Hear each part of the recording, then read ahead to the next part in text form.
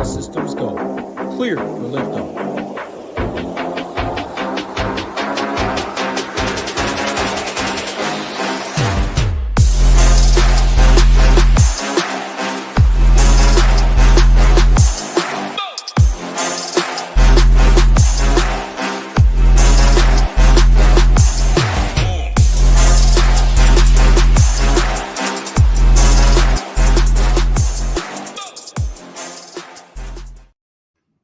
What's up, everyone? Tyler Tamboline here, a.k.a. ToeTagginTambo, back for another edition of the Thursday Night Football Showdown show here on the Mayo Media Network. Make sure to smash the like on the way in. Be subscribed to the channel. And I got the crew back together. Hoopster, Title, me, happy to be back. Appreciate all the fill-ins and help along the way as we've all been away for certain different things, but excited to be back here with you. We've got the Broncos at the Chargers. And Hoopster, I'll bring you in first.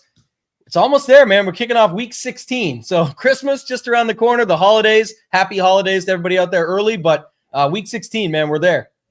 Yeah, I mean, playoffs will be here before you know it. A couple more weeks of the regular season. Two teams tonight that are kind of locked in, not locked in, but I mean, very high likelihood that they make the playoffs. They said after this week, the entire playoff picture for the AFC could be potentially locked in, which is the earliest ever. And then on the NFC side, a couple spots still available, but it's, not a ton of suspense, I guess, down the stretch. I mean, there's not too much that we're waiting on in terms of which teams are going to be in and going to be out. The NFC has a few things, but like the wild card spots for the NFC are kind of locked in with the Packers and the Vikings and the Lions all having so many wins. So, the next 2 weeks, fantasy-wise, there's a lot of slates because Christmas, it's split up. There's a 2-game slate on Saturday as well. So for DFS, it's a lot of fun. I mean, there's big prize pools basically all throughout the week with these split-up slates, the showdowns, things like that. But, looking forward to the home stretch here. Definitely looking forward to the playoffs. Playoff DFS is a lot of fun. I hope the sites do it right this year in that first round. Like, just give us the 2-day slates with all the games involved. Just make it so much fun opposed to like the 2 or 3 game slates. We know what they're probably going to do, unfortunately, but either way though, we got a lot of slates and it makes it a lot of fun for DFS. So looking forward to it. Yeah, if I recall last year, they did do the split slates like what you just said, but they also did give it a decent or like an okay 4-day, for example, that you would get or 4 game over 2 days. But we'll have to wait and see what they bring in. But Title, bring you in, man. It's been a minute. How's these? Speaking of suspense and the playoffs, and you're even rocking Lions colors today with the new SHIPIT hoodie, but how you feeling? The Lions just lost another guy. You got the Ravens still. They're looking good, man. Lamar throwing 5 touchdowns. Of course, Josh Allen keeps breaking his heart when it comes to the MVP race, but how you feeling, man? What's going on? Yeah, I'm feeling the same way about the bet. If I would give me the Ravens over the Lions any day straight up, but like Hoop said, the path to the Super Bowl is a lot harder in the end, or a lot harder in the AFC than it is the NFC. So I think it's a fair bet. I'm excited. A little extra cheese on the line, getting the playoffs. In terms of this game, man, it's tough in terms of DFS. Looking at the Stone, 4 guys above 10% at captain, no one else. Look at touchdown props. Nobody better than plus 150 to score on the slate. It's 41.5 total, I believe. It's by far a really, really interesting one. Like running back room on both sides. There's no clear running back one. So I think there's a lot of ways to go on the slate, but it's definitely hard. Like if you're only building 1 or 2 teams, good luck tonight. It's difficult out there, but yeah, solid showdown slate. Yeah, whispers kicker captain season because it might be the top, it might be the spot. We'll see. But the other thing too, don't forget, Mahomes is going to try through this ankle. It looks like, and he's got a Saturday game for the 2-game slate. By the way, Hoop mentioned it. We'll have that covered. Him and Title will be there on Saturday morning with the show, and then on Christmas Eve, Hoop and myself, we'll have the 2-game Christmas Day slate. But the Ravens and the Chiefs, all the teams actually, it's Houston, Kansas City, Pittsburgh, and the Ravens all play on Saturday. And then 4 days later, whatever it is, play on the Christmas Day slate as well. So Mahomes has to jam through that. And there's got to be a bad Josh Allen game coming up. Let's hope it's in the first round of the playoffs and the Ravens end up getting a little bit of luck down the stretch to maybe find their way there. Hoop, what do you think? Last talk on that, I was talking with somebody last night. You know who they told me they thought was going to be in the Super Bowl and surprise us all? They said the matchup we wanted last year. They said it's going to be the Lions and the Ravens sneak through to the Super Bowl this year. And I was like, man, I don't see it. But what do you think about that one? And then we'll hop into the captain talk. I think the Ravens, I mean, definitely have a legitimate chance. I mean, the fact that they had a couple nasty losses along the way kind of put them behind everyone, like in the pecking order. You know, everyone's talking about the Bills for sure right now because of how well they're playing, just beat the shit out of the Lions.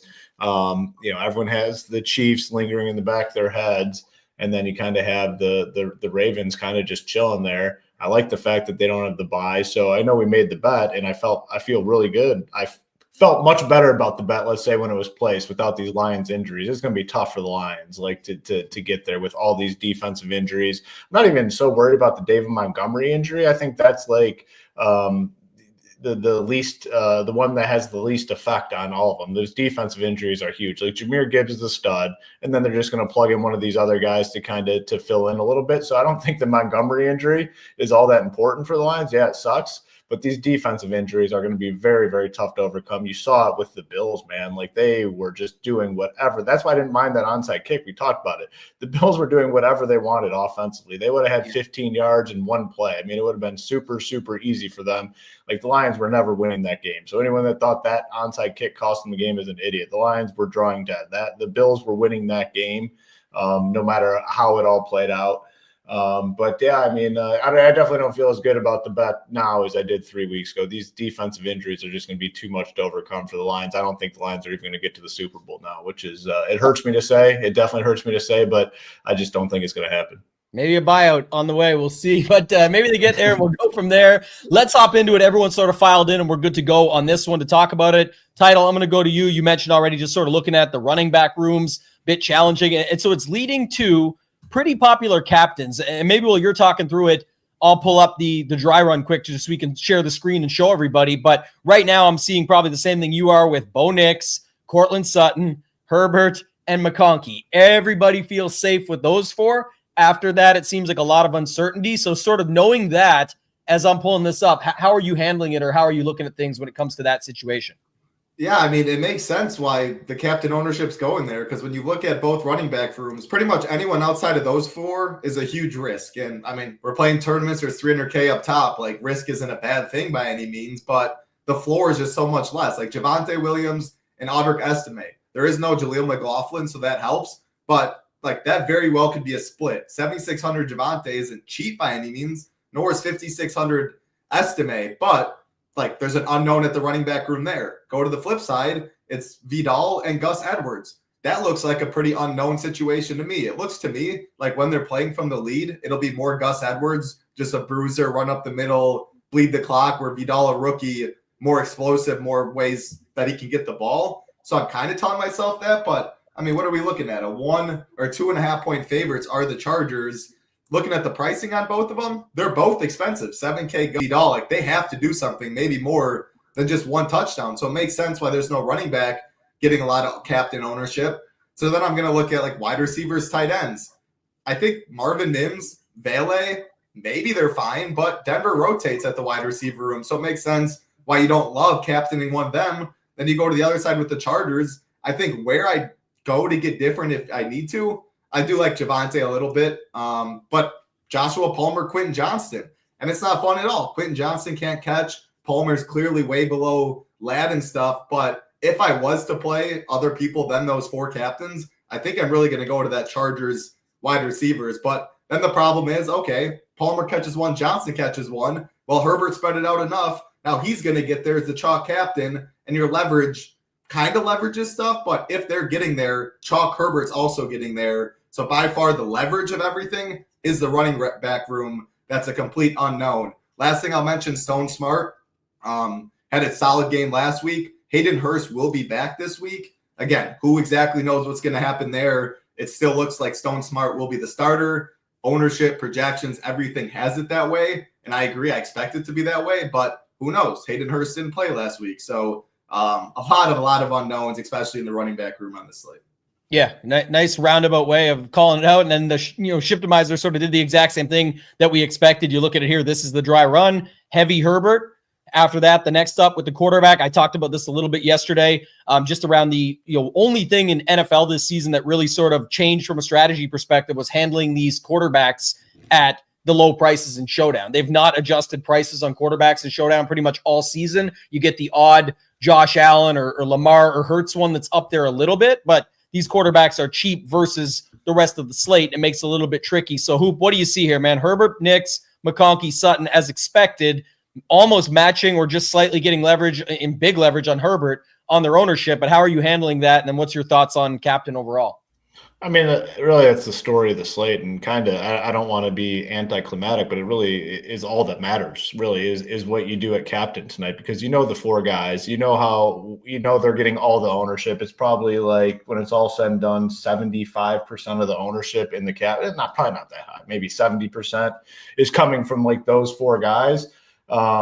And the price tags don't matter. It's easy to fit them in there, as you see. Like, can you pull up flex on there? I can't imagine we're gonna have anything crazy in terms of flex. Yeah, like nope. Like, we're not getting any random dude at a mass. It's just easy to fit those guys in there. They're the highest ceiling guys on the slate, the highest floor guys on the slate. Both quarterbacks have some running upside.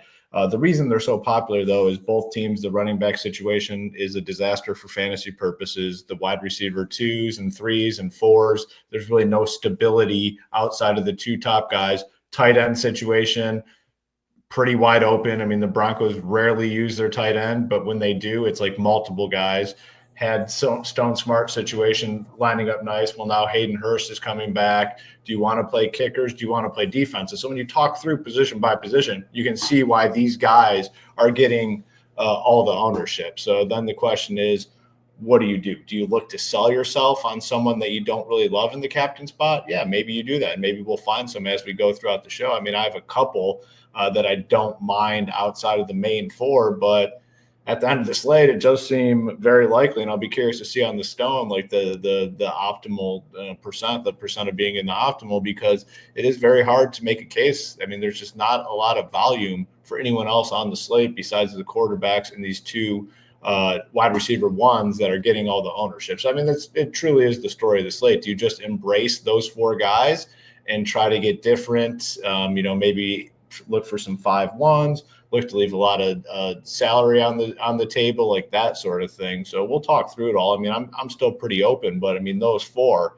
I mean, it's hard to make a case against those 4. They look to be in very good spots. And I do think overall, just talking big picture game situation, it's got to be a pretty good spot here for the Chargers to bounce back after just getting their asses kicked against the Bucs last week. I wasn't following super close. I was in Florida for my son's baseball tournament, but they lost like 40 to 16, 40 to 17. Like, they got their asses kicked. So it does seem like a pretty good bounce back spot for the Chargers. So I might lean that direction a little bit when building teams.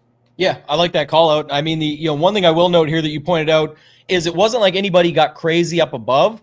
But the leverage spots, which I love that Shiptimizer shows it this way. Again, if these ownerships become accurate when we get closer to game time, we'll know more. But even 10% on Troy Franklin, 11% feels about right. Davis, Krull, your boy Lil Jordan Humphrey, they just don't get a lot of ownership. And depending on their price tags, those guys are getting 15 to 18%. So I think it is what you said. It's just like the captain is so easy to fit, those 4. And then you hinted at it, and we're going to go there shortly. But to the stone is the most.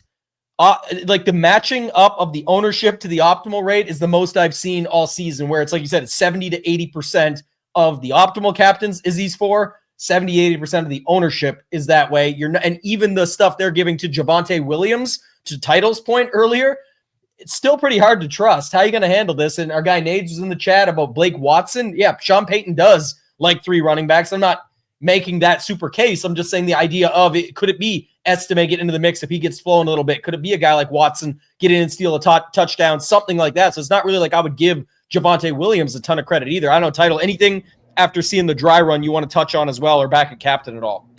Yeah, I'm stuck, man. It's really hard after those 4. Like, I like looking at props, as you guys know a lot.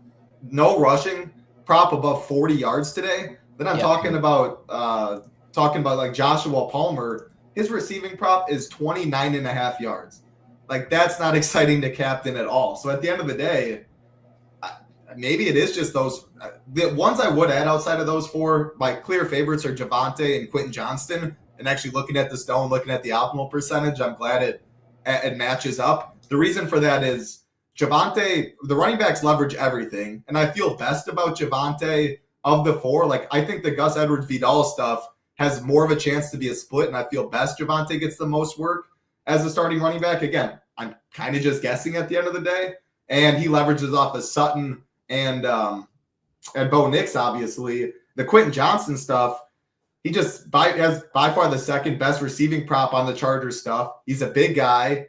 I mean, if he catches the ball, some of the looks are in the red zone. I'm just trying to make cases for anybody but the real chalk. I think Johnston, because of the big play upside, Javonte is the running back with a lot of leverage. He falls in the box twice is probably good enough. So I think actually right now I might just go those 6 captains. Like, it is really, really tough to make cases for other guys after. But, hey, I'm all ears. Yeah, we're going to talk through it. I didn't like the slate coming in. I always tell people how I feel about it. And part of the reason is that, like, when it's those captains, you're just going to be looking for unique ways to build. So it is going to come down to Hoop's point, captain. But what it comes down to is your roster construction. Like he said, 5-1s, however you want to separate it to get different with it.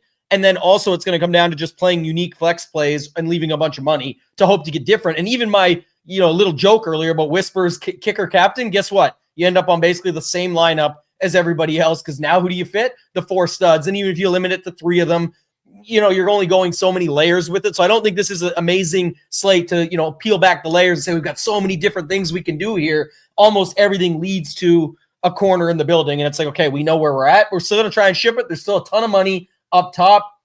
We'll get to this later, Ross, but I don't know about you. Speaking of a Hayden Hurst and remember me, maybe you'll remember that before he even got injured, he was getting healthy scratched and on the bench. I mean, this wasn't their favorite guy anyway before the other stuff happened. So funny thing is, I saw that too. I was just curious, what is there to remember? Is there like not much to remember? I can tell you that. But if he has a great game, good on him. My point would be too, I saw a lot of people betting these Stone Smart unders, and some books actually have plus money on the under on his receptions, because it's like, why he's just going to disappear off the face of the earth. Disley's still out. Hurst is coming back from who knows what, and they didn't even like him before that. So we'll see how it actually goes tonight and when we get to tight end. But he goes, I don't even think he can remember with all the concussions. That's so good. Yeah. Shout out to Ross, always there with the good ones. We appreciate it, man. So I'm with Title. You can add some of these other guys in that he had mentioned, but let's go to the Stone. If we got to circle back to Shiptimizer, we can. If you guys want to get all this stuff and everything that we're showing off to you here, you can go to shipitnation.com. Ton of different deals on right now. Is my mic still on? I think it just told me. Okay. Yeah. If you are interested in all access, I should note this right now because we still left on the deal for you just to lock in. This will keep you through with other things coming back. But just to note, when you go to Join the Nation, single sport, right now football has the rest of season through Super Bowl. Hoop mentioned it. But like this week, we have Showdown tonight, 2-gamer Saturday, Showdown Sunday night, main slate Sunday, Showdown Monday night, 2-gamer Christmas Day, Showdown Thursday. There's like 7 or 8 slates in the next week that are going to be considered main slates, just not a classic slate, only one on Sunday. So rest of season. Not a good time to have a small content team, Yeah, there's a lot going on. $99 gets you the rest of season. I'm talking about all those slates are just for this week. And then you get rest of season with Shiptimizer, like we talked about, running the dry run, showing you guys that stuff. I think it's one of the most overlooked pieces and one of the biggest myths in all of DFS when people talk about, oh, you don't need an optimizer unless you're playing 150 lineups. You literally need one when you're doing that. It makes your life easier and time saving and all of that and does a better job for you. But even when you're playing 1 to 3 max, there's so many ways you can use an optimizer to your advantage. So keep that in mind as well. And then it'll be coming up soon, but PGA is coming back also, and the promos are already in there for the savings off of these prices. But if you are getting primed up, we're going to have a huge PGA season ahead, and that's why I left it off the top. If you want to get the all access and lock in now, that's going to be the rest of football, all the NBA and NHL we've got going on. MMA will be back eventually. It's on a bit of a little break right now, but PGA coming back starting 2 weeks in January with the Century. So keep that in mind. You'll get the Stone, all of that. But Hoop, I'll bring this up, man. Here's what I was telling you about. Look at it here. Captain, where's it at? Captain Optimal, 20.6, 14.3, 22, and 16.3. Like title says, it's kind of giving you some Quentin. It's kind of giving you some Javonte, but it's they're just next up. It's not like it really loves them. So we're going to be looking at it that way. Anything else you see here, Hoop, early? Yeah, just one thing I did want to point out, like in terms of joining us, if you're not a member, I mean, great time because PGA is starting up, like you said. We've already been meeting. We have some big plans for PGA season, and there is some pretty substantial overlap. I mean, the PGA season starts right away, and we had all the way through the NFL playoffs too. So, double dipping on two of our very big sports, NFL and PGA. So great time to get in with the all access and just lock that in, and you don't have to worry about it. So I just wanted to point that out. Yeah.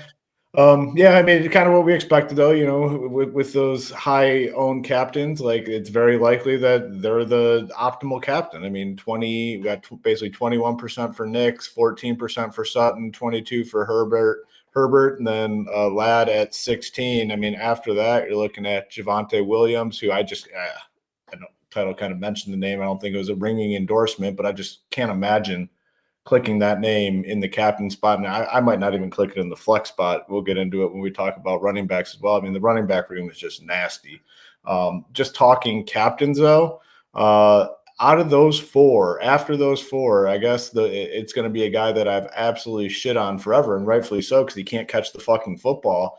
It's Quentin Johnson. Like, I guess he would be the one that I would go to. I mean, despite him not catching the football, they still want to throw him the football for some reason. 10 targets last week. They're obviously trailing 7 the week before, but he's getting red zone targets as well. Touchdown in back-to-back games. He's got a big body. Like, despite him sucking at actually catching a football, like they still continue to throw him the football, which is a good thing for fantasy purposes. So for me, he would probably be the 5th after that group of 4. But after that, I don't know if I can click these names, man, like any of them. It's very, very difficult. So just to kind of wrap up the captain conversation, those 4 look not, and I think that's the reason why you don't necessarily like the slate all that much, is because it's just hard to make the case. Like, who do you make the case for after, say like kickers, defenses? Like, do you really want to go that route? It's just very difficult to make the case. Prize pools are still big though. Like, you go ahead. Yeah. No, sorry. I thought you were done. I was going to say that was literally the point I made earlier on the kicker stuff, is like, that's what makes it more tricky than just these 4 being the guys. We still have to look for angles. And when we get to the flex stuff here and some roster construction, we'll give some angles in. But just to say it, like even the Quentin Johnston, I'm going to play him because, the thing I care the least about is matchups in 1-game slates like this. But literally he can't catch the ball.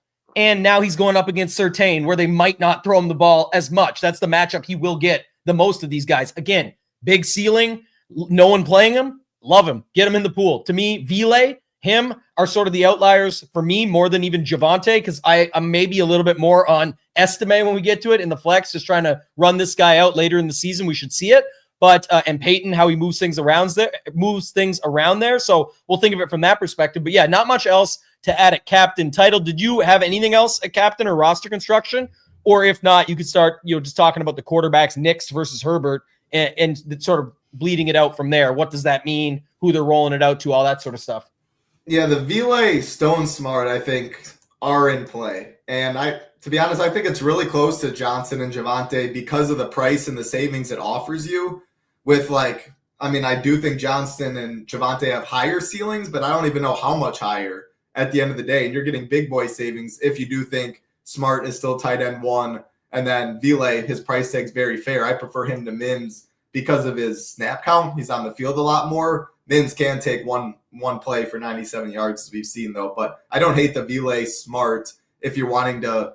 All 4 of the captains we mentioned, very high price. You're completely flipping the build. If you do that, though, again, you still have to get different in some spots. You can't just leave $0 with chalk there. Running back, yeah, I mean, it's really, really hard. But how I rank it is Javonte 1, Vidal 2, Estime 3, and I'm probably going to say Watson over Gus. Gus is by far my least favorite. And the reason for that is just, man, I think he stinks at football. Game log's awful. When he does get the ball, it's a straight handoff. I think at that price, he probably needs to fall in the box twice. Maybe once in the flex is fine. But I just think because he's not a great pass catcher, because game script wise, he can be out of the game plan if they do get down. I just think he's the worst running back play of the 4. I like I'm thinking it's going to be Javonte, but game theory wise, Estimate for $2K cheaper and almost half the ownership. I don't hate that at all. And he is the rookie. Who knows what's going to go on there? The Blake Watson stuff, He's going to be in my pool for now. You guys can maybe talk me out. I do like what Big Nate said, though. Like, no Jaleel McLaughlin, Sean, or they do run a good amount. Sean Payton does of 3 running back stuff. Like, this Burton guy was getting in. Last week, McLaughlin got hurt mid-game, but he had 15 touches, estimate 13, or snaps 13, estimate Javonte 34. Maybe Watson gets 12 snaps or 13 snaps. At 200, we've seen crazier things on the winner, but I guess that shows how much I hate Gus Edwards if I'm talking Watson over him. But yeah, Javonte, Vidal, estimate, really the 3 for me. Yeah, just a couple notes. One, this was something I actually forgot about, but I dug into it. So, I was in Nashville, and I think he left with the ankle injury or something on that game. That would be even more interesting, but they did list him as a full participant even on Monday. So he was right back to it. It sounds like it's just a sprain that could be like a light sprain or something that could be bothering him. So we'll have to see. Obviously, if he was out, then give me more Quentin Johnson. I'd be even happier about that because then it'd be at least an opportunity. The running back stuff, though, and I'll go to you on this, Hoop, unless you got more to add at quarterback, is just the Javonte Williams is right there with Estime and Watson. But on the other side, it was just mentioned like with Haskins. I don't like Gus Edwards as much. And it's not just because of Haskins. It's also because Vidal. And Vidal's popping a little bit here too. And I've been talking about this a lot lately, but this is just a median projection. All the sites do this, including ours. Like that's kind of the standard. We have to expect some sort of split, get a number on it. But you can go in Shiptimizer, and I have it up here, and you can just go here and go back to players and scroll down to the running backs. And you, instead of 8.5 and 8.7, you can dock it directly, right? You can go this and 12.7. Guess what? That's on the optimizer. A lot's going to change if you've got it more like that. And so I think that's something that's interesting where people will look at their lineup and say, well, I can't do that because this guy's cheaper or around the same price. And I think you got to go with what you think on this stuff. So did you have anything else on quarterback, Hoop? If not, you can go to running back, but I think the running back is the more interesting conversation here. Yeah, I mean, definitely as much as I can get in the flex. I mean, quarterback, I prefer Herbert over Nix. I'm gonna side with the Charger stuff today. Like I said, I think it's a good spot for the Chargers tonight to kind of bounce back a little bit at home. So I'm gonna lean the Charger stuff whenever it's like one or the other. I'm gonna have a lot of Herbert, gonna have a lot of Nix, but prefer Herbert. Running backs, I mean, I'm gonna be fading probably one or two of these guys. Haven't built teams, but way underweight on the group as a whole, regardless. Like the total ownerships between the main 4. You talk about Williams, Vidal, Edwards, Estime. Total ownership is like 100%, I'd say, between all those guys. We have 27, so like 42 there with the Broncos guys. Vidal 20, so then that's another 40. So yeah, like around 90%.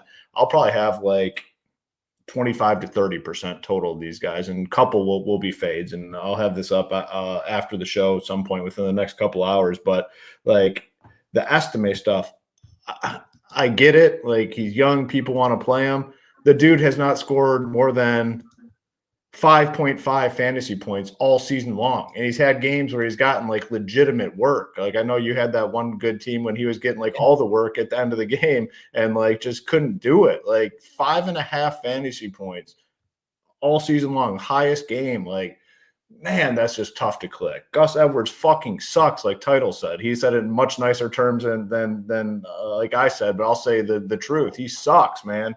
He's not good. Vidal, sure, but it's the same thing. It's like doesn't do anything. Like 3 carries, 9 yards, 8 carries, 34. That's actually relatively good.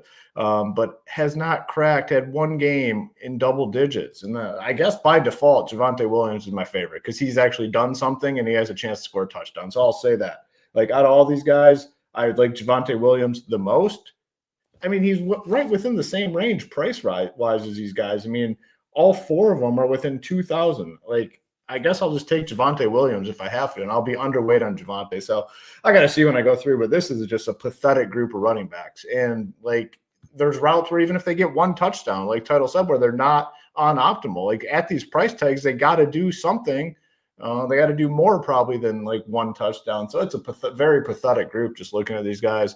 I guess Williams is my favorite, but that is no endorsement for Javonte Williams. So take it for what it's worth.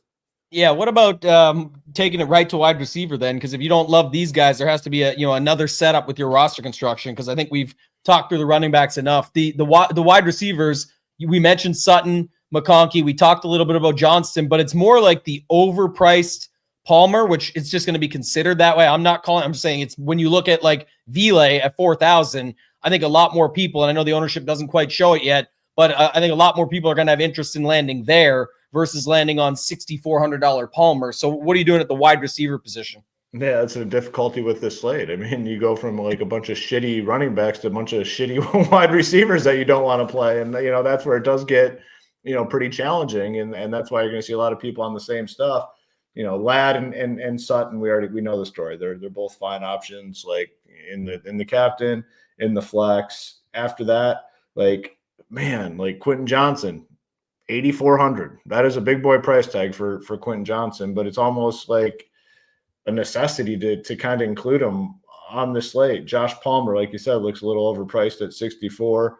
Then you got some of these other crap dudes like Darius Davis, DJ Chark, all these, and I say it a lot on these slates, and it does remain true. Like all these random wide receivers are just going to be much better if you're playing like the quarterback captain. So like all these guys are just better suited for that I just mentioned. The Chargers guys better suited for like Herbert captain teams, especially the cheapies. But a lot of guys that they're willing to mix in on the Denver side. We got Sutton, Mims, big play upside. I do like Vele. And the one thing about him, like I just built a team. We kind of talked about him and the captain. Like if you play those four studs with the cheap captain, there's just no way around it. You're going to be like the same as everybody else. So if you put him up in the captain, then you're going to play Sutton, Ladd, the quarterbacks, Nix, and Justin Herbert. Like that's what everyone's going to do. So if you are playing cheap captains, look to leave at least one of those guys off. It's still going to be duplicated, but that's one thing I'd be looking to do. Troy Franklin, I'm fine with at 3K. And then like Lil Jordan, we've joked a lot this season, but Bo Nix captain teams probably only for a guy like Lil Jordan. So at the end of the day, like I'm going to take my chances on these shitty wide receivers over the shitty running backs. And they just have an advantage on DraftKings scoring, like with the PPR stuff. And if you are playing the captain quarterbacks, they just fit the builds like much, much better. So I will probably make some big fades at running back, but for wide receiver, just out of necessity, like I'm going to have to play some of these dudes and take chances. I don't love really anyone. I do prefer those Denver. I do like those Denver guys a little bit in that range, like Mims, Vele, and Franklin, like 4,400, 4K, 3K. I do like those guys a little bit, I guess. So maybe an endorsement for those dudes and no one else. Well, that's what I'm going to go to title on, because that's the thing. Like a lot of things are being said. The Blake Watsons are being thrown out, not just here in the chat as well. The Haskins stuff, the Palmer, Davis, the Franklins. It's like that's the other thing about this slate is when you're on those. So for me, what I was going to say, title is when I'm going to these captains, I may just end up capping it like honestly at like 48.5 or 49 or something tonight, just because so there's no way that you're getting that much different. And yes, you can, and you can dig through it and look at the Sims and do all these different things where you'll be able to find different rosters that you can make a case for. But I think what people are going to run into is they're never going to have enough of what they're saying. Like they're not going to, I had Watson over here, but not over there. I had Haskins in that one, and I needed it to be Watson or whatever it might be in these scenarios. The only way to do it is to sort of just commit to what you want your player pool to be, get enough of the exposure around, even if you are spreading it out some, to make sure you have some of it with each person. At the captain, to Hoop's point, it really does come down to the captain, and then that's the frame of mind outside of it. But all these lineups just end up on the same build path, where you end up with those three of those four studs, and which just makes it a trickier slate. So I'm just trying to give some context to those out there that we don't just want to come in and call it a shitty slate and say it sucks. We got to find out how to beat it. That's the ultimate thing. We all got the same puzzle to play with. That to me, I'm thinking right now, title is at least a way that I can make it so no matter who I end up on up there, I end up with some different stuff, and I can't really be mad if I missed out on the big chop if it was like a 49-8 lineup. And just to add on to that, because that is a really good point. I mean, when you put this into context of the slate, so let's say you have, I don't care, like some quarterback captain team, and you have Josh Palmer in there at 6,400. All that's doing what you just said is taking you from Palmer, which most people will land on if they have the salary, and then you're just going down to Marvin Mims, leaving $2,000 on the table. Any optimizer probably just gives you Palmer, right? I mean, and that's a team that everyone's going to have. you're now saying, okay, I can't fit that team because my salary constraints here. So Right. what I am going to get is Mims or Vele or even Franklin, which will be people will have that team, but at a much, much, much smaller rate. Yeah. And Title, I'll let you hop in now because you've talked about that plenty of times. That's the way, because that's the same thing I talked about earlier with moving the projection around. You're just saying if Quentin Johnston fits, but I can't get him and it drops me to Palmer, like Hoop said the other way, dropping it from Palmer down to another one. Well, they already almost have the same projection. It's just likely going to be a lot less owned when that happens, right? Because I've got tons of money left over on the table. Go ahead, hop in. Yeah, no, for sure. Gus Edwards or Vidal down to Stone Smart if you hate the running back room. Javonte down to Vile, leave 36. Like, all that stuff makes a lot of sense. Receiver room, interesting. I'll start Charger side since it's a lot easier. It's clearly Ladd, Johnston, Palmer as wide receiver threes, or as the three receiver sets. That does not mean they're not mixing in other guys, though. It was Darius Davis for a little while. He's fumbled in back-to-back games. Last week, I believe, was a kickoff or punt return early. And he got 2 snaps. So I think right from there, he fumbled week 14, fumbled week 15. He got cut. DJ Chark and LaVisca got the snaps. Darius Davis only 2, 9 Chark, 7 LaVisca. I think I'm going to play a little DJ Chark. Of the wide receiver 4 that no one's going to play, just anyone that no one's going to play on this slate, you give me 15 snaps from DJ Chark on this slate. I mean, he got 2 catches last week. He's actually, I think, solid at football. It's late in the year. I don't know. He was injured almost all year. Came back week 14, 15 snaps, 9 last week. He's the only other guy that I would play. I don't like Davis. I wish Visca had a bigger role in some other teams. I think he is a solid football player, but not going to go there on this slate because the Broncos, like all 5 of them you see on the screen are all going to get in the game. And that is why I'm going to be playing more Broncos receivers. My pool is going to be bigger. Now, I will say, by far, my least favorite is Lil Jordan Humphrey. Besides, of course, the 1 week you needed, he is ass cheeks. Not playing him. Troy Franklin is the one that I think is probably the most interesting. Of course, I like Sutton, McConkey, etc. But looking at ownership, you have almost half of Vile and Mims at a cheaper price tag. And when you're looking at snaps, we had Mims runs the least amount by far compared to those 4. Mims only had 16 snaps last week. 29 Franklin, 38 Vile, 21 Humphrey, 57 Sutton. That shows that Lil Jordan Humphrey even outscored Mims. Now, when Mims is on the field, a lot of design plays for him. Really fast, either long ball, screen passes, etc. So he has more high usage routes or whatever, high valued routes, whatever the word I'm trying to say. Neither of those two, but you get what I'm saying. When he's on the field, he's more likely to actually do something, but he's not on the field nearly as much.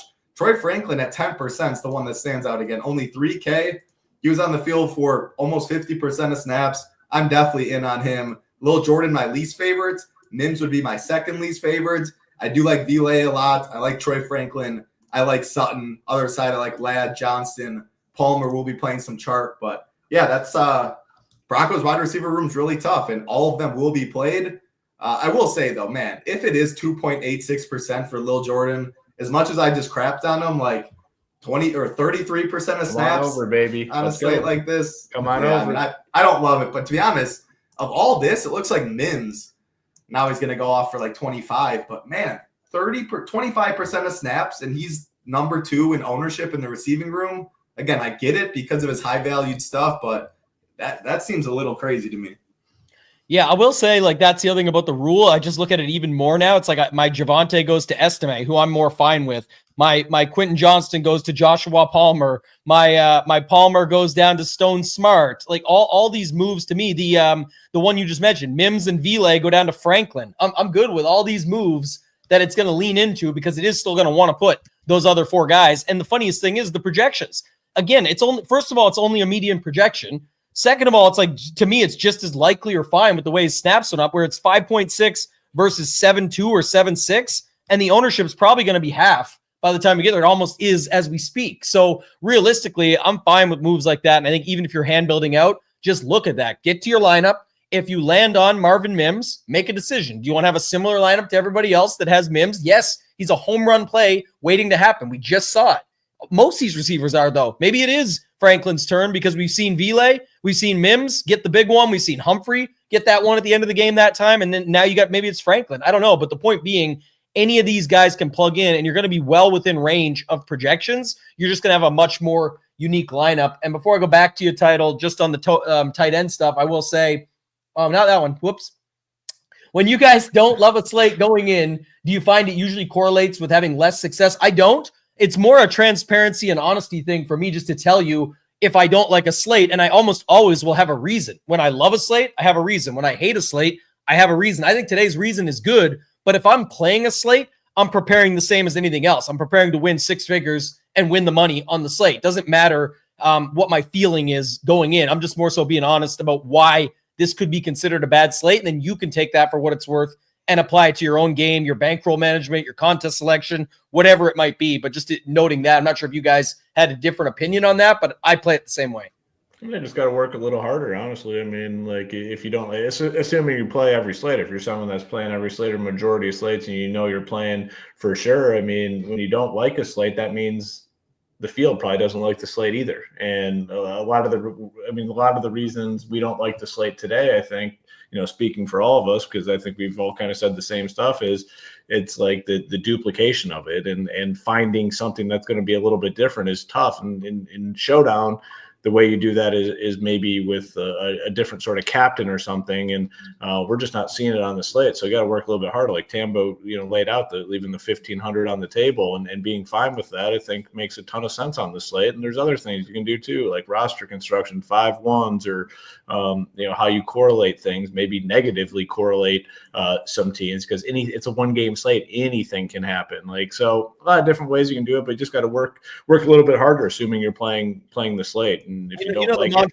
I'll tag on to it because you said a couple things there. One is also, I love the line you said, other people are thinking that, and their success probably does correlate negatively to it because they're not going to keep putting in the same work or the same steps or making looking for those angles of attack in. The second thing you said though is true, but also to flip it, it's like that's the thing. It's very easy. You know what I mean? There's going to be a ton of people that find unique lineups tonight. It's hard to see those being as good with this slate. Like people are going to go leave 40. People are going to cap at 45 tonight. Get the report on X that says they have 150 unique lineups, and congrats to them. We can get 150 uniques tonight by capping at $45,000. Definitely. And if you're going to do it anywhere, Showdown is the place to do that, to my point. But what we're saying is when we look at the stone, and it's a great example, and it doesn't mean that what's always going to be right, but when you see the optimal percentages on these guys and you know that 3 of them fit in almost every build, if not 4, it makes it so it's less likely for the outliers to happen as much as what it looks like is going to be optimal based on the unknowns and stuff. So you just have to embrace it, play for it, build for it, and find your way to the top that way. So I'm excited for that. Title, kick it back to you for the tight ends, man. We talked a little bit about Hurst coming back. We've got the other side where even you can get on the Adkins diet, which before I send it over to you on tight end, actually, you said one thing that was funny, and it's more about the Chargers being funny. Darius Davis fumbles. We got to get him out of there. Let's go sign Laviska Shenault, who just got dropped for fumbling twice in the same game on kickoff returns. And it's what's the hole with him? I had a lot of love for Laviska coming in. I'd heard good things, saw a lot of things on him coming in, but he just hasn't seemed to pay it off anywhere yet. So I'm not sure if you saw that, but take us whenever you want there, tight end. Yeah, I mean, he was a big play dude at Colorado for sure. And he had moments in Carolina and stuff, taking screens long. But yeah, you got to hold on the football. And it is clear that there's probably a reason he's not playing, but then I'm probably giving these coaches and GMs too much credit when you can't trade for a guy because his Madden rating is too I low. saw that today too. So bad.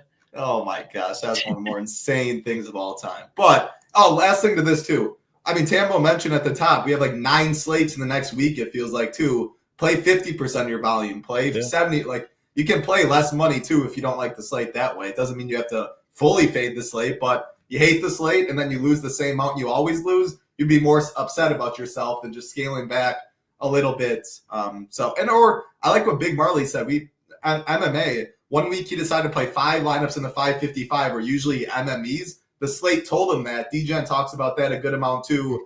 I think that could be there. Maybe you always play MME. Today you don't love it as much. You just love Bo Nix captain. You play 1 Bo Nix captain or whatever it may be. So always think about stuff.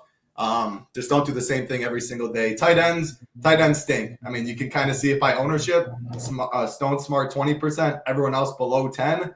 Easy for me on the Broncos side. Easy might not be the right word, but by far, the clear favorite for me is Crawl, and the reason for that is the savings. All these guys are pretty much on the field the same.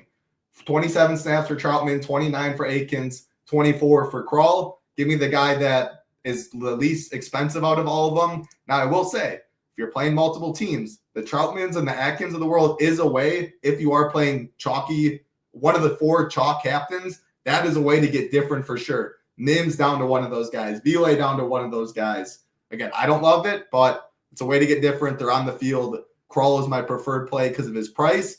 Charger stuff, I definitely do like Stone Smart for the price. I'm going to be playing it as if he is the starter and Hayden Hurst, even though he's coming back, is tight end too. But I will play a little Hayden Hurst because they do run some 12 personnel, both of them on the field. And if we're wrong, what if Hayden Hurst is the starter? He might be a third, a fourth of the ownership is chalk Stone Smart for a cheaper tag. And again, you're comparing him to guys like Little Jordan, Lucas Kroll, DJ Chark, Darius Davis. It's not Blake Watson. It's not fun, any of those guys way, way down below. So maybe 2 catches and 30 yards for Hurst is good enough. So tight end's gross. I rank it Stone Smart in a tier of his own. Probably Kroll, Hurst, but yeah, it's really gross after Smart. Yeah, everyone talks about Kroll. Mayo loves to talk about him too because the movie or whatever. But like the guy, he's the best pass catcher. He doesn't even get very many targets ever. So I don't really care about that. The Adkins diet is where it's at, man. That's what Nick Westbrook, Akine, those guys are all on, where you just catch 2 touchdowns. Like Noah Gray is on the same diet too. You go play Nate Adkins. He's got like 9 catches, 2 touchdowns. He costs a ridiculous amount. Why would he be more expensive than Kroll? Just to bust up your lineups and hurt them. So that's the one where my salary won't help me because he's 1,000 more or 1,200 more, I should say, double the price of Kroll. But I'll be happy to play him at, if he's actually 2% or something like that. Just take a shot on guys like him and Troutman there.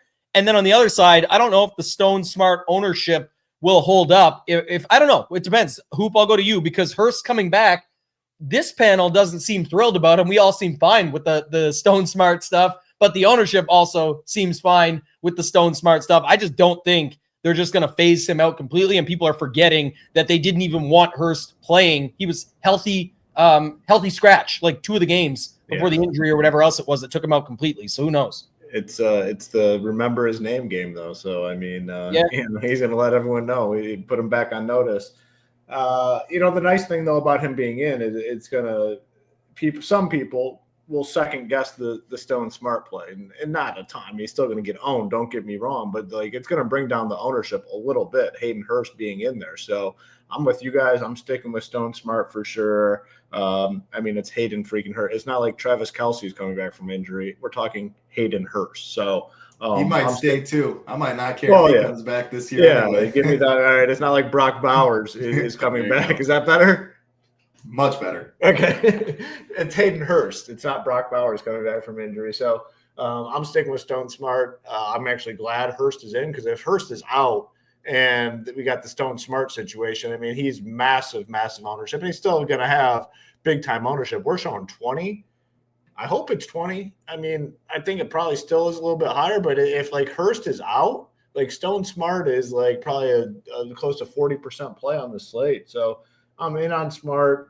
I will have some Hurst. The Denver guys, I just like better in Bo Nix captain teams. Like I'll have them in non-Bo Nix captain teams, but they're fine. Like you said, the Nate Atkins play, definitely good for a Bo Nix captain team. If he finds him in the end zone, like you said, he scored a lot of touchdowns somehow this season, which is remarkable. But probably don't want multiple of the Denver tight ends in the same lineup. So I don't know, not too much more to add than what you guys had to say.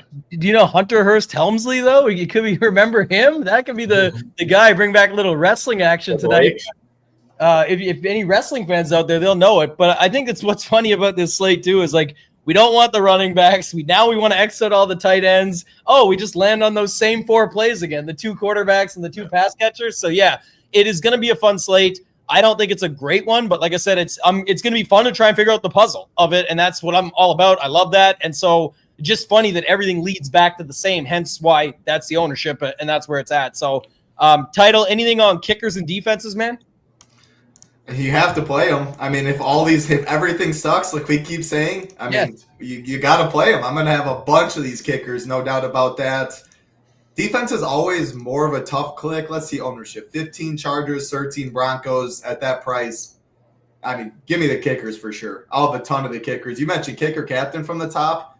I guess I don't even hate it. I almost never do it, so I doubt I do today. But I will say, like, we keep talking through the slate. I know Hoop hated the running backs. I liked them a little more.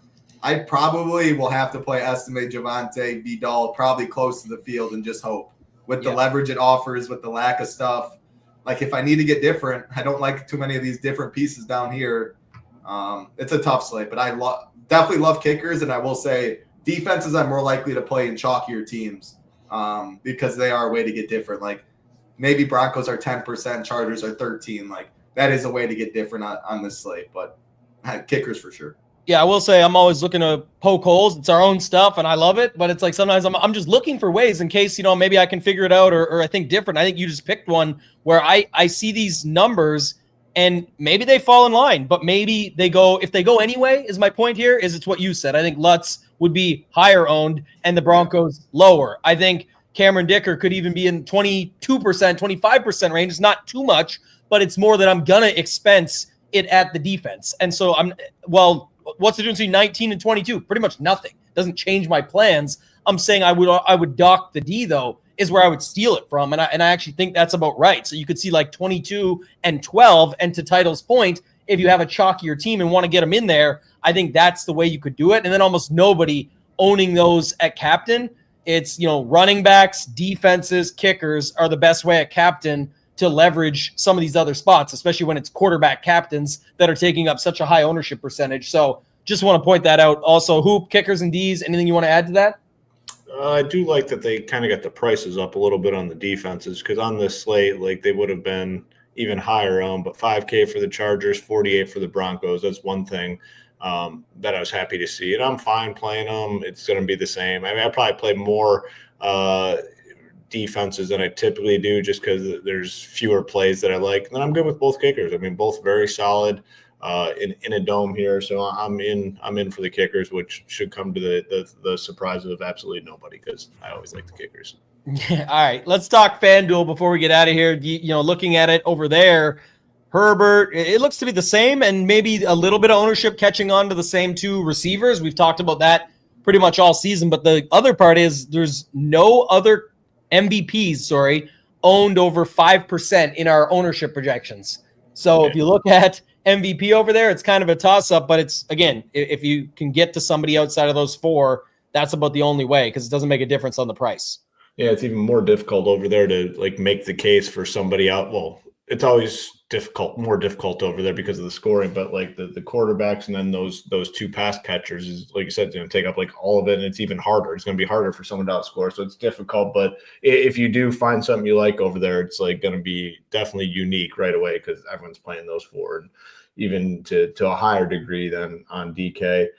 Pointing out some price tags. Gus Edwards is 12.5. Like, oh my, like I can't imagine clicking that name. Javonte Williams at 11K, I think is. So Gus Edwards is $1,500 more than Javonte Williams, which is pretty interesting. The kickers are cheap, 8,500. I mean, not super cheap, but in relation to this slate, that's a good price tag. Vidal at 7K. That's a cheap price tag. Stone Smart 7,500, cheap. Mim 7,500, that's cheap. Got Troy Franklin 7K. Hayden Hurst is 5K flat. So in a Herbert captain team, you can get a guy that probably touchdown dependent tonight. Probably won't be out there for a ton of snaps. I guess he could be, but 5K flat for him. I don't hate that. I don't know. It's it is what it is. It's FanDuel, and hopefully FanDuel's opposite though, because I gotta leave. Well, same on leave. I gotta leave the salary, and I gotta overpay for guys. Right? If everyone likes Hurst over there because he's the Stone minimum, I gotta play the actual Stone on the Stone Smart play at 7,500. He's 2,500 more. If Gus Edwards is 12.5 over there and Vidal is 7K, I gotta find lineups that have Gus Edwards in them and just eat it because who cares? It's like, again, you just have to do something so unique on FanDuel to get different in Showdown. I do love the classic slate stuff over there, but the Showdown stuff I just really struggle with. Title, do you see anything else over on FanDuel? I think Hoop called out the biggest one was Vidal versus Edwards, I would say, 7K versus 12.5, whereas on DraftKings only $200 apart. But Does that set you up to think any differently on anything or anything else you see from a FanDuel perspective? Yeah, I mean, I actually think Gus Edwards is a good play on FanDuel. The reason for that is that price difference. Vidal will be so much higher owned, and it's so much harder to get different on FanDuel anyway. You want to get all the leverage, and that is what Gus Edwards offers you. Another way, like Vidal's price tag, he will by far be the most popular cheap guy. What does that mean? Guys in his range are leverage, are pivots. Troy Franklin, pivot. Marvin Mims, pivot. Stone Smart, a pivot to an extent. Not like he's not going to get any ownership. Vidal will be higher. Estime, higher owned pivots. If you want the chart, Lil Jordan Humphrey, Troutman, your guy Adkins, even Hayden Hurst. I think everyone down below, not named Vidal, is going to be relatively low owned. And then defense is being priced above the kickers. Obviously, projections are the opposite way. That's another way to get a little difference. And yeah, playing anybody but Herbert Nix at MVP, like maybe Sutton, like we have 10%, 11. I'd still be fine playing Sutton and Ladd. I do think the Knicks Herbert MVP ownership is even wider than we probably show. So I'd be good going them. Javonte would be probably the other one at MVP, but you really have to tell yourself you can see whoever you're putting at MVP outscoring the cat or the quarterbacks. And that almost, I guess, makes me like Javonte more than Ladd and Sutton if having to pick a little bit, because most of when Javonte gets in is through the ground. When Herbert and Bo Nix, well, obviously Javante's Bo Nix, but if you said Gus or Vidal, they're not throwing to him more likely, and you're getting more of the leverage that way. But defenses, cheap stuff, not named Vidal, defenses over kickers is the main thing. Yeah, one thing I love just listening to you guys talk through it, get ideas from it and stuff. And certainly by the end of this thing, one thing that's come around in my mind is just this Broncos side. And I know Hoop loves the Chargers side. That's good too. Can build in sets. You can get different in some, but the Broncos D just can't be owned. We'll have to wait and see, but I just don't see it. And so if you're playing, like, look at the most popular captains are the four, but the most popular captains are Herbert and McConkey. The most popular kicker is Dicker, even though not just because he rhymes with it, it's just going to be that side, and they're a slight favorite. But the Broncos sort of leverages all of that. So does Javonte Williams. So I'll say for sure I've come around a little bit more to that. You could do it different ways. You could still run a 2-4 and have some stuff going from the other side with them. Like if you want to run a Javonte captain, a Broncos D, and then be able to get in some of the pass catchers on the other side, maybe a kicker or something, I'm good with it, especially if it stays under. But I think the Broncos side is going to be good leverage just from that perspective, looking at it, just, thinking out loud. And it doesn't seem that far off. Like you could easily flip this game where it's 21-19 for the Broncos, and one of them's from a scoop and score, a pick six. Also, there's the flip side of what you said, Hoop. The Chargers bounce back could just be another Chargers beatdown. The Broncos get them. Like it's still the Chargers, man. It's still the way things go. And you could easily see that be like a 17-17 game and the Broncos get a last minute kick for a field goal. And that's kind of the side that you needed in the lineup. So I don't know, Hoop, any final thoughts from you on it? Yeah, it's possible. I mean, something tells me that the Chargers at home, Jim Harbaugh, I think, is a good coach. I just think that they find a way to win. Not necessarily like a high-scoring game or low-scoring game. Like I have no lean in regards to that. I do have a lean, though, on the Chargers side. And sometimes that doesn't necessarily mean that team produces more fantasy points, right? Like that's not a lock to happen. So I am going to take that though and say that, I'm going to probably play more Chargers or lean on the Chargers, but it is the more difficult side. I mean, it really is the more difficult side. We don't have all those wide receivers for the Broncos that are, solid values on the slate. So I don't know. I mean, it's, the prize pools are obviously big. We'll have all our content up over at SHIPITNation.com. Obviously going to work hard to find a way to the winner circle. I think we laid out some good ways to maybe play those four captains heavy and do some other things within the lineups to give yourself a better chance to win and win more if you do win, which is really the goal of tonight. Yeah, I love that call. That's the title line. What is? Give it to us, Title, with your final thoughts. What's the line? It's not about how often you win. It's about when you win, how much do you win. Yeah, I love it. You put the spin on it. That's the good call. That's what we're trying to do tonight. Like I said, playing the same, just as prepared. Attacking it maybe differently. I loved your call out how DGen does it, how Marley talked about it, and sometimes you can switch up your flow and work on something else, right? But at the same time, got to attack it with the preparation in hand. You can't just show up, throw a lineup in, not very often at least, and just get lucky. So the hope is we can dig into it. We'll have you covered over at Ship It Nation. Final thoughts from you, Title, before we get out of here? No, shout out Joanne. You got this, Joanne. But good luck today, everybody. All the content will be up, and it's a lot of football this next week. We're gonna finish strong. Best ball season long out there. Good luck to everybody out there still live. Very fun time. Do you got any best ball sweats? Yeah, one on I wouldn't call them sweats. I have one on Underdog, one on DraftKings. So no, not really a sweat. The Underdog team's solid, and it's not in the best ball millie or the millie. I mean, man, those prizes are hot, like the chance of winning that is absolutely insane. But no, drafters is dust. I will be cheering for others. All right, cool. All right, that's going to do it, guys. I think that's going to be it for this one. Just a reminder, if you want to get on board over at SHIPIT Nation, head over. You can check it out. If you want to check out Shiptimizer, there's free tutorials you can see right on the site. If you click NFL at the top, you can see all the offerings that you get with the site. Just a ton of value. That's our number one goal, to be the most affordable and most valuable DFS content in the space. The chat, the testimonials, you can find all those on here as well. There's a testimonials page to let you know. People will tell you what others are saying, but it's a great spot to be. Go over, check it out, join the nation today, lock in one of those deals, and get set up. A ton of sports around the corner for Hoop, for Title, and for myself, ToeTagginTambo. Let's ship it!